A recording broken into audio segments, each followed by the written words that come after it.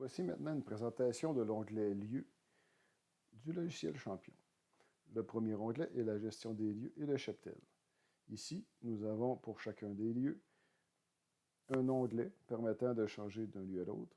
Et sur la carte verte, nous avons la possibilité, lorsqu'on clique dessus, d'aller éditer le lieu. Donc, ce lieu s'appelle ferme. Et ici, avec un numéro de lieu, c'est ce qu'on voit l'information dans l'entête. Le type de gestion associé à ce lieu, l'assujettissement, ainsi qu'une description de plusieurs informations qui vont apparaître au PAF. Par la suite, sur le lieu, nous avons la possibilité d'ajouter des effluents caractérisés, si le lieu est caractérisé. Le deuxième lieu l'est ici, donc si je sélectionne le deuxième lieu, celui-ci est caractérisé, donc j'ai un fumier de poulet qui a été caractérisé. Les valeurs fertilisantes sont entrées ici, mais pas les quantités. La quantité qui a été caractérisée.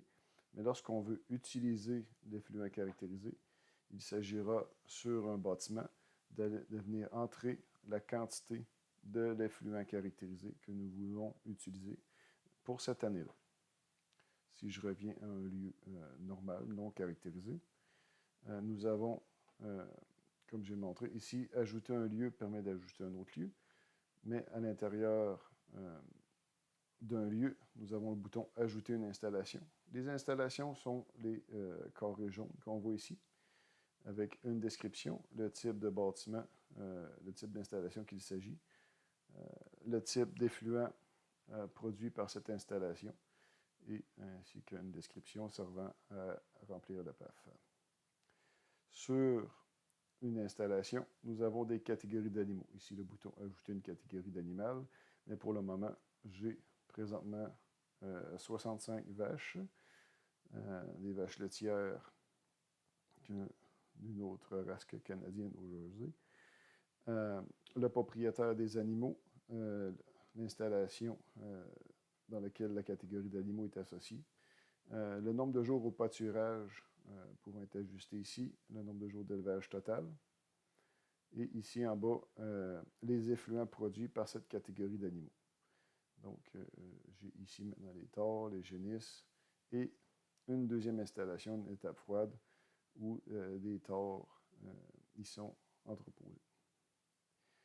Nous avons ensuite, à la fin de la boîte d'explication du lieu, une possibilité d'ajouter des structures de stockage avec une description, un volume associé et un commentaire pouvant être affiché dans le PAF.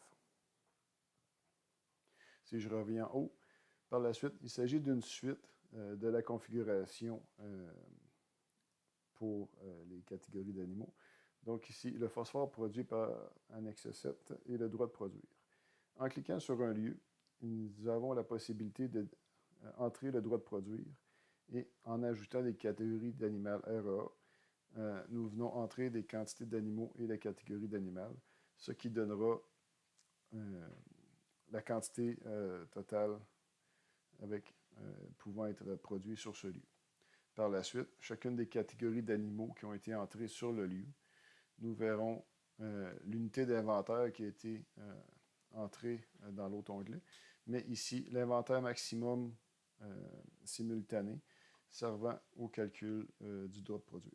Nous avons ici la barre de progression indiquant que nous produisons présentement sur ce lieu 4667 kg de phosphore et que le droit de produire a un maximum de 5200. Nous avons un troisième onglet, le calcul du phosphore produit pour le bilan phosphore.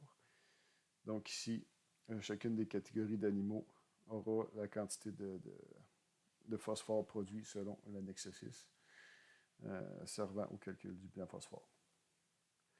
Un dernier onglet servant à définir les équipements servant à l'épandage avec un volume, le type de fumier qui sera épandu avec cet équipement, ainsi que le mode d'épandage qui sera utilisé au moment de calculer les coefficients d'efficacité des fumiers.